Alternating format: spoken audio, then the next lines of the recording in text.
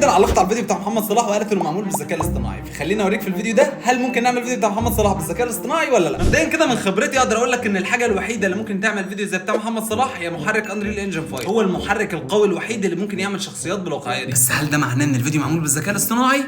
لا. مبدئيا كده في كذا حاجه ممكن يخلوا فيديو محمد صلاح واقعي. اول حاجه الاضاءه والانعكاس اللي موجودين على عينه وعلى وشه واقعيين جدا يا جماعه، حتى الانعكاسات اللي على خده وعلى مناخيره كل حاجه بتفاصيلها باخطائها كمان اللي موجوده في التصوير. لو انت بتتقرف او بتاكل ما انصحكش انك تكمل الفيديو. زي ما انتم شايفين كده في لعاب وهو بيتكلم شخص اللي هو شخص عادي، في انعكاسات في اسنانه، ده مستحيل يكون ذكاء اصطناعي. تعال اوريك بقى بعد كل الكلام ده ازاي نعمل فيديو محمد صلاح. كل اللي هنحتاجه خلفيه سوداء زي دي واضاءه تكون موجوده على جنب واحد، ونبدا نحط الكاميرا بتاعتنا عشان نصور. يلا بينا. بما ان ما عنديش ريفليكتور اسود يمة الشمال هحط اللاير دي يا جماعه، وهبدا ان انا اقلل الاوباستي بتاعتها من هنا. هعمل لاير بنفس الفيديو وهبدا ان انا اعمل كلر كوركشن ليها بحيث ان اخلي الحته دي مظلمه كمان شويه. انا محمد طاهر والفيديو ده مش معمول بالذكاء الاصطناعي. لو حاببني اكمل في النوع ده من المحتوى اعمل لايك وفولو.